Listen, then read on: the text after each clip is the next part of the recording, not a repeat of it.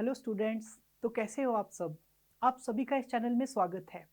तो जैसा कि पिछले लेक्चर में हमने ट्रिग्नोमेट्री के बारे में पढ़ा था, इस लेक्चर में हम पढ़ेंगे नया टॉपिक जिसका नाम है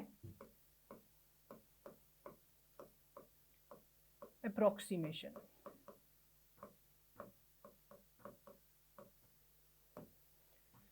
तो अप्रॉक्सीमेशन में हम सबसे पहला टॉपिक जो पढ़ेंगे वो है स्मॉल एंगल अप्रॉक्सीमेशन।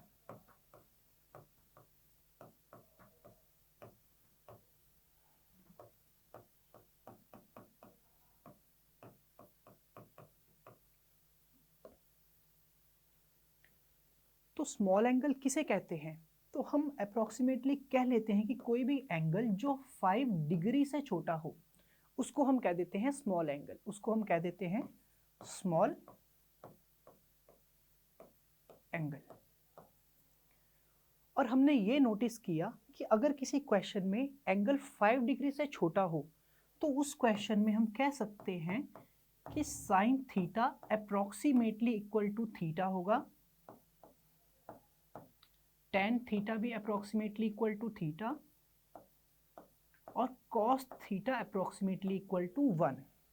इसको आप इस तरीके से याद कर सकते हो जैसे साइन जीरो क्या होता है जीरो, टेन जीरो भी क्या होता है जीरो। मतलब यहाँ पर एंगल और साइन की वैल्यू, एंगल और टेन की वैल्यू क्या आ रही है अप्रॉक्सीमेटली इक्वल आ रही है। और कॉस जीरो क्या होता है 1, यानी जो एंगल है जो बहुत छोटा हो तो एंगल की और ट्रिग्नोमेट्रिक रेशियो साइन और टेन की वैल्यू क्या आती है सेम। तो अगर देखा जाए इसको किस तरह से कर सकते हैं इस क्वेश्चन को, तो एक बात का ध्यान रखना, यहाँ पे जो थीटा हम लिखेंगे ये रेडियन में लिखेंगे। इस थीटा की वैल्यू होनी चाहिए रेडियंस में। तो जैसे इसका एक एग्जाम्पल बताते हैं आपको। एग्जाम्पल ऐसे मानो कि एक आदमी है, एक सपोज करो कोई आदमी था, उसने काफ़ी दूर, उसने मान लो 500 मीटर दूर गया वो। सपोज करो आदमी 500 मीटर दूर गया किसी पेड़ से। उसने जब पेड़ को देखा तो उसे दिखा कि एंगल जो बन रहा था वो बन रहा था 3 डिग्री। एंगल बन रहा था सपोज करो 3 डिग्री। तो उसके मन में सवाल आया कि पेड़ की हाइट क्या रही होगी। अगर मुझे 3 डिग्री पे वो पेड़ का टॉप दिख रहा है तो उसकी हाइट क्या रही होगी। तो इसकी हाइट हम कैसे पता कर सकते हैं?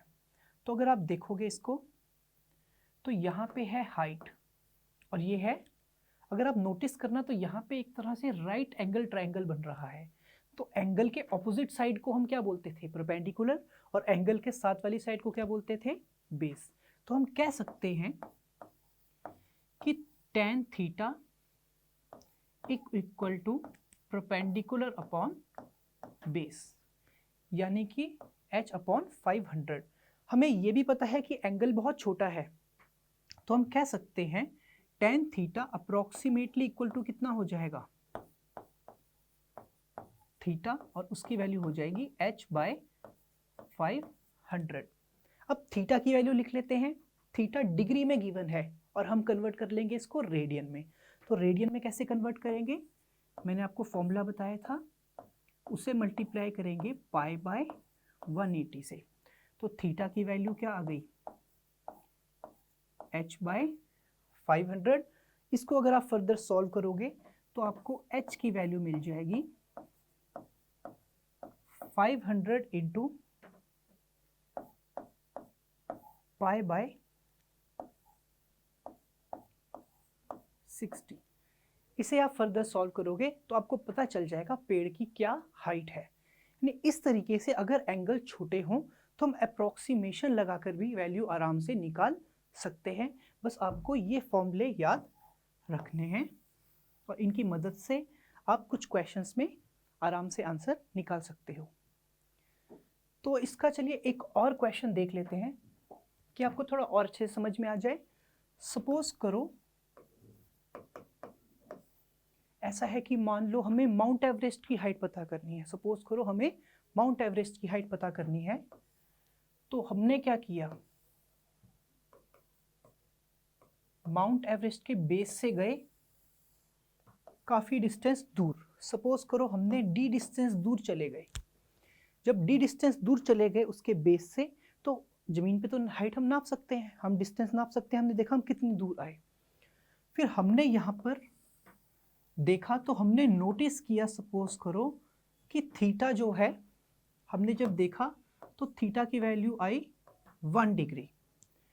तो हमें पूछा जाए कि इसकी हाइट बताओ और पहाड़ की हाइट बताओ, तो हाइट कैसे बताओगे?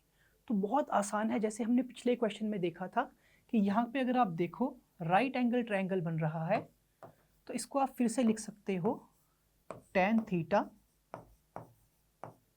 Is equal to perpendicular upon base. और यहाँ पे देखोगे तो थीटा कितना है 1 डिग्री, तो हम लिख देंगे tan theta approximately equal to theta is equal to h upon D.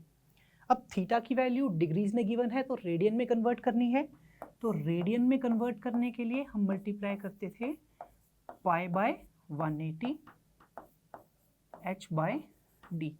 तो यहाँ से आप चाहो तो किसी भी दूर रखे हुए ऑब्जेक्ट की हाइट पता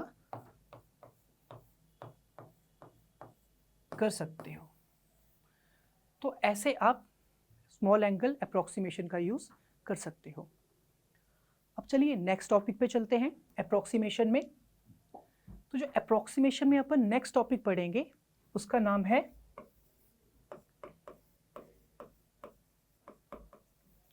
बायोनोमियल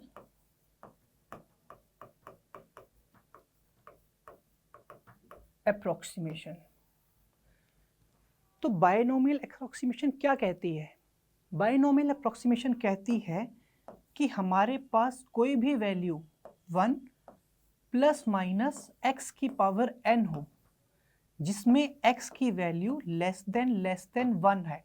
मतलब 1 के साथ कोई भी चीज़ या तो प्लस हो रही है या तो माइनस, और ओवरऑल की पावर कुछ भी है, तो उसकी वैल्यू हम इक्वल टू लिख सकते हैं 1 plus minus n into x. तो इसका मतलब क्या है, इसे समझते हैं। चलिए इसे एक एग्जाम्पल से समझते हैं कि मान लो आपसे पूछा जाए कि 26 की पावर 1/2 कितनी है। 26 की पावर 1/2 कितनी है, मतलब √26 की वैल्यू क्या है, तो आप कैसे निकालोगे? देखो एग्जैक्टली तो आपको पता है कि 25 जो है वो 5 का रूट होता है, 5 का जो स्क्वायर है वो 25 है, तो 25 का अंडर रूट कितना आ गया 5। पर 26 की वैल्यू कैसे निकालोगे अप्रॉक्सीमेटली? तो इसके लिए आप क्या कर सकते हो, इसको ऐसा लिख सकते हो 1 प्लस 25 की पावर 1/2। अब देखो 25 क्या ले लो यहाँ से कॉमन, अगर आप 25 को कॉमन लोगे तो 25 की पावर 1/2 तो क्या आ जाएगा, बाहर आ जाएगा कॉमन, क्योंकि इसकी पावर कितनी थी 1/2, और अंदर टर्म क्या बनेगी हमारे पास 1 प्लस 1/25 की पावर 1/2। अब यहाँ पर आप देख पा रहे हो कि 1/25 जो है इसकी वैल्यू 1 से बहुत छोटी होती है, तो आप इसको अप्रोक्सीमेटली लिख सकते हो 25 की पावर 1/2 इंटू 1 प्लस 1/2 इंटू 1/25। क्यों? क्योंकि हमने देखा था कि जो पावर थी उसे हम अंदर वाले कॉम्पोनेंट के साथ मल्टीप्लाई कर लेते थे। तो यहाँ पे 1 प्लस 1/25 था, तो x की जगह 25 है, n की जगह पे 1/2 है, तो हमने इसकी वैल्यू लिखी तो ये आ गई। अब इसे और सॉल्व करेंगे। देखो 25 की पावर 1/2 कितना होता है 5, क्योंकि 25 का रूट होता है 5, तो इसकी वैल्यू आ जाएगी 5 इंटू 1 प्लस 2 इंटू 25 कितना होता है 50, 1 प्लस 1/50, यानी इसे आप इजीली लिख सकते हो, इसकी वैल्यू आ जाएगी 5 इंटू 51/50, तो इसकी वैल्यू आप लिख लोगे 5.1। तो इस तरीके से हमारे पास किसी भी नंबर की अप्रोक्सीमेट वैल्यू आप फाइंड कर सकते हो। चलिए इसका एक और क्वेश्चन देखते हैं, एक और क्वेश्चन से इसको समझते हैं। सपोज करो आपको वैल्यू पूछी है 999 की पावर 1/3। अब देखो ये तो बहुत मुश्किल हो गया, पिछला तो आप फिर भी फाइंड कर सकते थे कि आपको पता था 5 के आसपास होगी, इसकी वैल्यू कैसे फाइंड करोगे, बहुत मुश्किल है। लेकिन जो हमें पता है कि 999 है, इसको हम ऐसा लिख सकते हैं ना 1000 -1 की पावर 1/3। अब 1000 आपको पता है, 1000 की पावर 1/3 कितना होगा? 10, क्योंकि 10 को 3 बार मल्टीप्लाई तो क्या आता है? 1000। इस फॉर्म में लिख लिया। अब हम फिर वही करेंगे, 1000 को ले लेंगे कॉमन, तो 1000 है, पावर 1/3 क्या ले लो? कॉमन ले लो, और ब्रैकेट में क्या आएगा? 1 माइनस 1/1000 की पावर 1/3। तो अब तो आपको पता है, हमने आपको बताया था कि 1 माइनस एक्स की पावर अगर n है और x लेस देन 1 है, तो इसको आप लिख सकते हो 1 माइनस n इंटू एक्स। तो इसी को हमने इसी फॉर्म में कन्वर्ट कर लिया, तो 1000 की पावर 1/3 कितना होगा?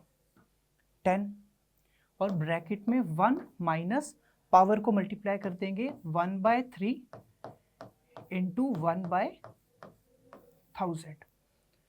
तो इसे सॉल्व करोगे, आपके पास वैल्यू आ जाएगी 10 इंटू 1 माइनस 1/3000। इसे फर्दर सॉल्व करेंगे तो आएगा 10 इंटू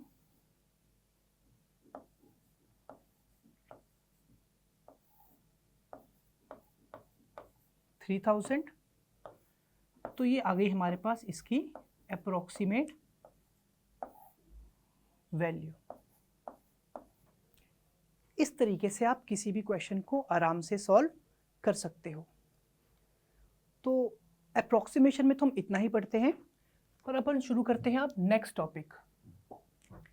अप्रोक्सीमेशन में ये दो छोटे छोटे टॉपिक थे, इसमें आपकी कैलकुलेशन इजी हो जाती है। कहीं पे कोई क्वेश्चन पूछा है तो हमें अप्रोक्सीमेटली उसकी वैल्यू बतानी है, तो आप इजीली बता सकते हो इसकी मदद से।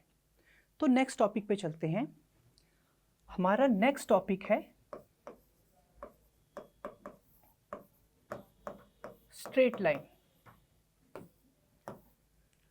तो जो स्ट्रेट लाइन टॉपिक है, ये टॉपिक आप मैथ्स में भी पढ़ोगे, लेकिन फिलहाल फिजिक्स में हम आपको उतना बताएंगे जितना आपका कहीं पे यूज़ हो सकता है, जितना आपको इन फ्यूचर कहीं पे इस्तेमाल होगा। तो चलिए शुरू करते हैं, स्ट्रेट लाइन में क्या पढ़ेंगे। तो सबसे पहले तो हमें समझना पड़ेगा कोऑर्डिनेट सिस्टम।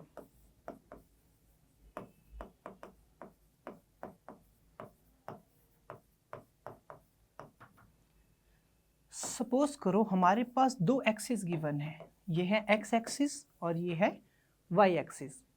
अब मान लो यहाँ पर कोई भी एक पॉइंट है, इस पॉइंट को मैं रिप्रेजेंट कर सकता हूँ x, y से। इसका मतलब क्या होता है? इसका मतलब होता है कि ये पॉइंट x एक्सिस से x डिस्टेंस दूर है, और ये पॉइंट y एक्सिस से y डिस्टेंस दूर है। अगर इस पॉइंट को हम ओरिजिन माने, तो ओरिजिन पे मानते हैं x भी 0 है, y भी क्या है? 0। और हमें बताया जाए कि इस पॉइंट का डिस्टेंस क्या है ओरिजिन से। तो आप सिंपली देख सकते हो, आपके पास हाइट की वैल्यू पड़ी है y, और बेस की वैल्यू पड़ी है x, और इसकी वैल्यू आपसे पूछी है लेंथ की वैल्यू। तो अगर आप ध्यान से देखो, ये राइट एंगल ट्रायंगल बन रहा है जिसमें परपेंडिकुलर है y, बेस कितना है x, और हाइपोटेन्यूज आपको फाइंड करनी है। तो आप कह सकते हो distance of any point x, y from origin.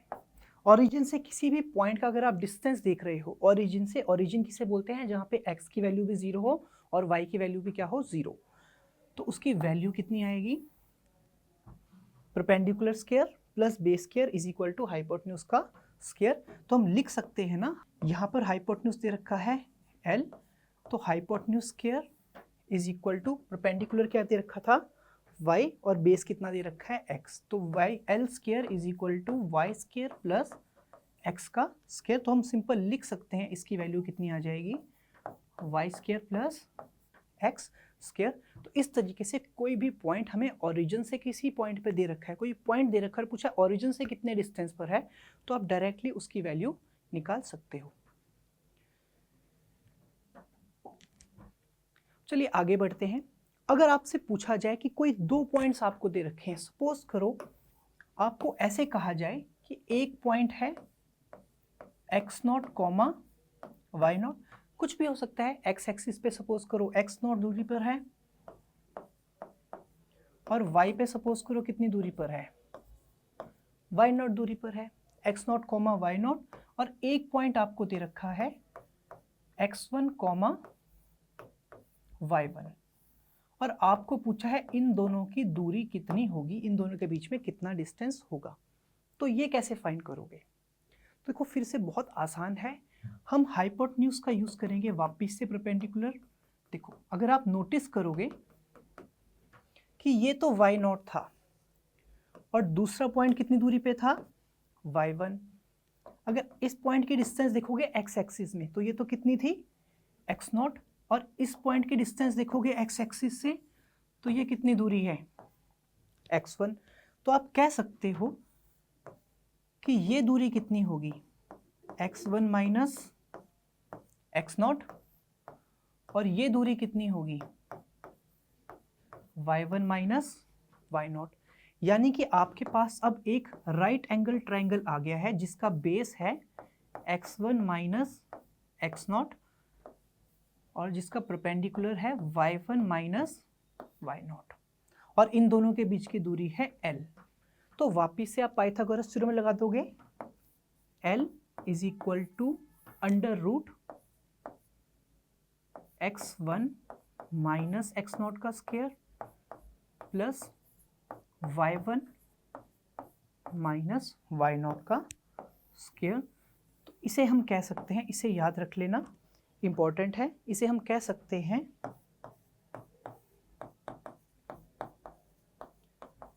Distance between any two points x0 comma y0 and x1 comma y1, कि कोई भी दो पॉइंट्स के बीच में क्या डिस्टेंस होगा, तो आप इस फॉर्मूले से पता लगा सकते हो। तो चलिए आगे बढ़ते हैं। ये तो हमने देखा कोऑर्डिनेट सिस्टम में कि कोई भी पॉइंट था उसे हम कैसे रिप्रेजेंट करते थे। फिर हमने देखा किसी भी पॉइंट की ओरिजिन से डिस्टेंस क्या होगी और किसी भी दो पॉइंट के बीच की डिस्टेंस को हम कैसे कैलकुलेट करेंगे। तो जैसा कि हमने पढ़ा, इस चैप्टर का नाम है स्ट्रेट लाइंस। तो स्ट्रेट लाइंस में हम अगर देखें किसी स्ट्रेट लाइन की क्या इक्वेशन होगी या फिर स्ट्रेट लाइन को हम कैसे रिप्रेजेंट करते हैं, तो यह समझने के लिए हमें एक लाइन ड्रॉ करनी पड़ेगी। सपोज करो कोई कैसी भी लाइन है, मान लो मैंने लाइन इस तरीके से ड्रॉ कर ली, या तो हम बोल सकते हैं लाइन या तो ऐसे हो सकती है या ऐसे, किसी भी तरीके से कोई लाइन ड्रॉ करें।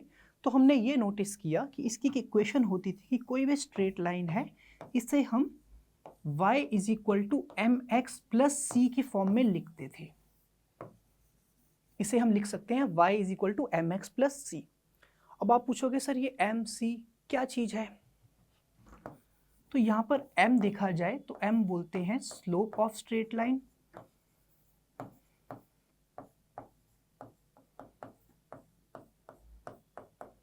जो स्ट्रेट लाइन की स्लोप है उसी को हम कहते हैं m, और इसकी वैल्यू इक्वल टू होती है tan थीटा। डिराइव भी करवाएंगे, बताएंगे कैसे आई है, बट फिलहाल अभी देखो कि कोई भी स्लोप है उसकी वैल्यू होती है tan थीटा, और c हमें किसे कहते हैं, y इंटरसेप्ट। y इंटरसेप्ट किसको कहते हैं कि जहां पर भी y को कट करे। एग्जाम्पल, जैसे इसने मान लो y को इस जगह कट किया, तो ये जो पॉइंट है इसे हम क्या बोलेंगे, C पॉइंट। इसने यहाँ पे y को यहाँ पे कट किया, तो यहाँ से यहाँ का जो डिस्टेंस है यही क्या है, C। अब यहाँ पे देखोगे तो ये नेगेटिव की तरफ है तो यहाँ -C लिख दोगे, ये पॉजिटिव की तरफ है तो क्या लिख दोगे, +C। मतलब ऊपर की डायरेक्शन को हम पॉजिटिव मानते हैं, नीचे की डायरेक्शन को हम क्या मानते हैं, नेगेटिव। यहाँ पे +x है तो यहाँ पे क्या है, -x।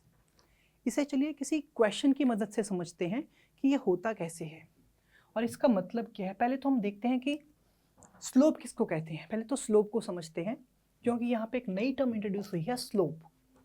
तो स्लोप को देखा जाए कि स्लोप होता क्या है।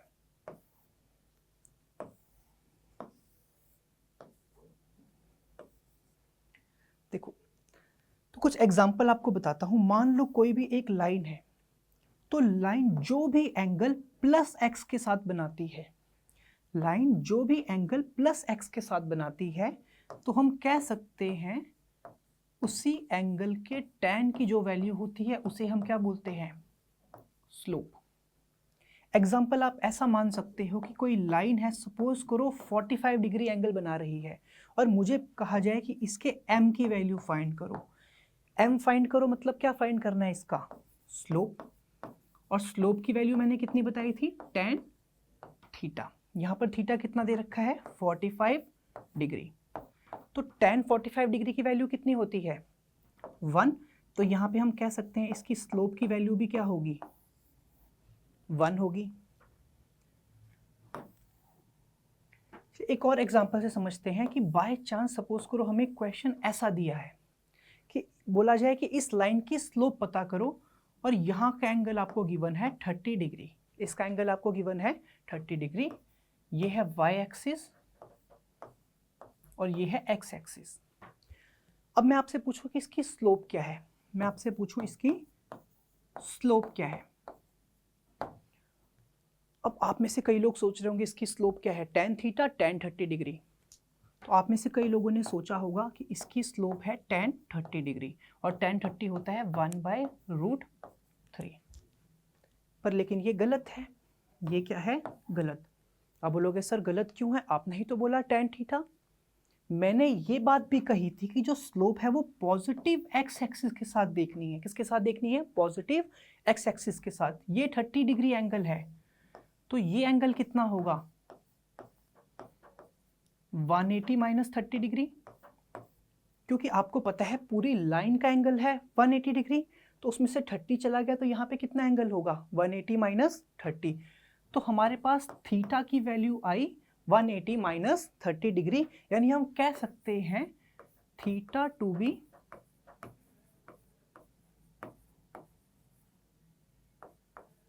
measured from positive x axis. Theta हमेशा पॉजिटिव x एक्सिस से ही मेजर करना है। तो यहाँ पे देखोगे 180 माइनस 30 डिग्री, तो स्लोप की जो वैल्यू है वो आ जाएगी tan ऑफ 180 माइनस 30 डिग्री।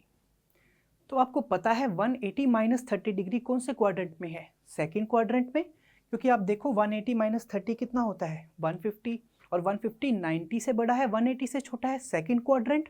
और सेकंड क्वाड्रेंट में tan क्या होता था, नेगेटिव। अब tan 180 माइनस 30 बोला है, तो इसको आप ऐसा लिख सकते हो ना, tan इंटू 2 इंटू 90 प्लस 30। तो ये मल्टीपल क्या है, इवन। तो फंक्शन क्या रहेगा, सेम।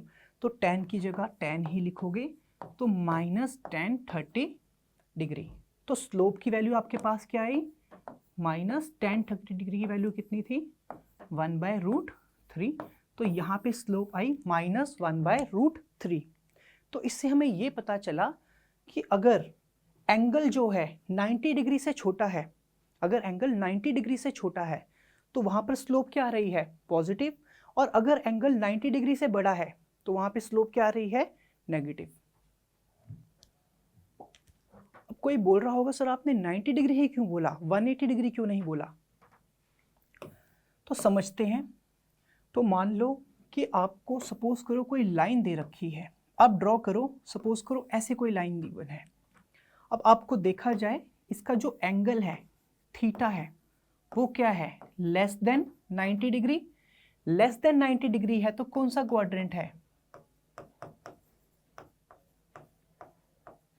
फर्स्ट क्वाड्रेंट है। तो यहां पर तुम देखोगे तो tan थीटा क्या होगा, पॉजिटिव, मतलब स्लोप क्या होगी, पॉजिटिव। अब मैं मान लो तुम्हें एक एंगल दे रहा हूं, कोई लाइन दे रहा हूं, सपोज करो ऐसे। अब यहाँ पे थीटा देखोगे 90 से बड़ा है, क्योंकि देखो ये तो 90 डिग्री है, ये एंगल किससे बड़ा है, 90 डिग्री से बड़ा है। तो हम यहाँ पे कहेंगे थीटा ग्रेटर देन 90 डिग्री। अगर एंगल 90 डिग्री से बड़ा है तो यानी अभी ये कौन से क्वाड्रेंट में है, सेकंड क्वाड्रेंट में है, क्योंकि ऑब्वियसली आप देख रहे हो 90 के बाद थीटा ऐड हो रहा है तो यानी किस में है, सेकंड क्वाड्रेंट में। और यहाँ पर tan क्या होता है, नेगेटिव। tan थीटा क्या होगा, नेगेटिव, तो स्लोप भी क्या होगी आपके पास, नेगेटिव। अब आप बोलोगे 90 डिग्री से बड़ा नहीं हो सकता, आप बोलो कि मैं इसको और घुमा दूं। आप सोचो कि अगर ये इस तरह से कर दूं, मैं इसको और घुमा दूं और इस तरीके से कर लूं, तो कैसे घुमाओगे आप। जैसे आपने इस लाइन को घुमाकर ऐसे कर दिया, तो जैसे ही ऐसे करोगे अब एंगल यहाँ से यहाँ नहीं देखेंगे, अब एंगल कहाँ से कहाँ देखेंगे, यहाँ से यहाँ, तो एंगल फिर से क्या हो जाएगा, 90 डिग्री से छोटा। तो इसीलिए हम कह सकते हैं यहाँ पर सिंपल सी बात कि if theta is less than 90 degree, अगर थीटा 90 डिग्री से छोटा है तो जो स्लोप है यानी कि जो m है इसकी वैल्यू हमेशा क्या होगी, पॉजिटिव। और अगर थीटा जो है वो 90 डिग्री से बड़ा है, थीटा अगर किससे बड़ा है, 90 डिग्री से बड़ा है, तो जो स्लोप है उसकी वैल्यू क्या होगी, नेगेटिव। तो ये चीज़ आप याद कर सकते हो।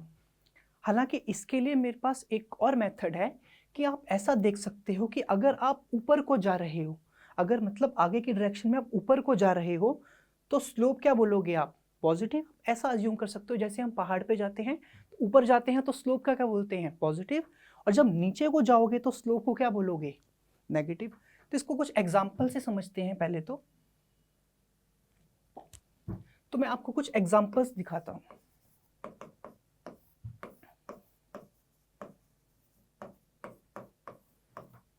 Comment on slope of line. हमें स्लोप पे बताना है कि पॉजिटिव है कि नेगेटिव है। सपोज करो ये x दे रखा है, ये y दे रखा है, आपको एंगल गिवन है ऐसा कुछ, आपको ऐसे कोई लाइन गिवन है, आपको बताना है कि ये पॉजिटिव है कि नेगेटिव है इसकी स्लोप। तो अगर आप देखो तो यहाँ से जो भी एंगल आएगा थीटा, ये ग्रेटर देन क्या है, 90 डिग्री, तो यहाँ पे सिंपल लिख दोगे कि स्लोप क्या है, नेगेटिव। और दूसरे तरीके से देख सकते हो कि यहाँ से कहाँ जा रहे हैं हम, नीचे को जाएंगे तो स्लोप क्या होगी, नेगेटिव। एक और एग्जांपल समझते हैं इसका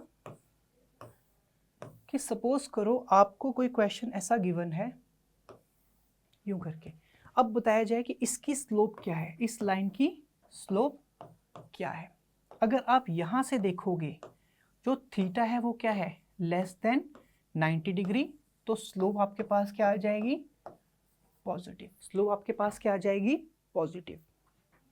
तो इस तरीके से हम ग्राफ को देखते ही बता सकते हैं किसी लाइन की स्लोप पॉजिटिव है कि नेगेटिव, इसमें कोई बड़ी बात नहीं है। अब चलिए स्ट्रेट लाइन में इसका यूज देखते हैं। अब स्ट्रेट लाइन में इसका यूज देखते हैं कि सपोज करो आपको एक स्ट्रेट लाइन गिवन है, मान लो आपको एक स्ट्रेट लाइन गिवन है इस तरीके से,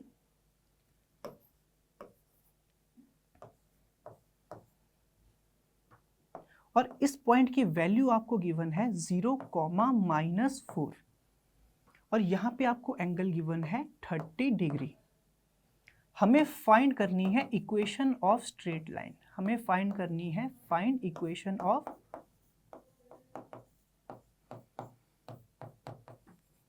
स्ट्रेट लाइन। तो कैसे फाइंड करेंगे, तो देखो पहले तो इक्वेशन लिख देंगे जो हमने बताई थी कि y = mx + c, जिसमें m क्या होता था, स्लोप, जिसे हम tan थीटा भी बोल देते थे, और c क्या होता था, y इंटरसेप्ट, मतलब y एक्सिस को कौन से पॉइंट पे कट कर रही है। तो इसको ध्यान से देखो, अब y तो y रहेगा, m की जगह हम क्या लिख सकते हैं, स्लोप, और स्लोप की वैल्यू मैंने आपको क्या बताई थी, tan थीटा। तो यहाँ पे देखोगे तो x एक्स के साथ कितना एंगल बना रहा है, 30 डिग्री, तो हम लिख देंगे m की जगह पर tan 30 डिग्री x + c। अब y एक्सिस को कहाँ कट कर रहा है, ये -4 पे, तो हम यहाँ पे c की जगह लिखेंगे -4। तो इसको सॉल्व करो तो y की वैल्यू कितनी आ गई, tan 30 होता है 1/√3, तो ये कितना आ जाएगा x/√3 माइनस 4, और ये आ गई आपके पास इस लाइन की इक्वेशन। तो मतलब अगर आपको किसी भी लाइन का एंगल पता हो x एक्सिस के साथ और ये पता हो कि y एक्सिस को कहाँ कट कर रही है, तो आप देखते ही क्या बता सकते हो, उस लाइन की इक्वेशन। तो इसका एक और क्वेश्चन देखते हैं, एक और इसका एग्जांपल देखते हैं ताकि आपको और अच्छे समझ में आ जाए। तो हमें बोला जाए, सपोज करो क्वेश्चन है कि हमें एक स्ट्रेट लाइन गिवन है। स्ट्रेट लाइन कितनी गिवन है, y is equal to x plus 4। हमें इक्वेशन गिवन है y is equal to x plus 4। हमें बोला है ड्रॉ स्ट्रेट लाइन। हमें इस लाइन को ड्रॉ करना है, तो कैसे ड्रॉ करेंगे?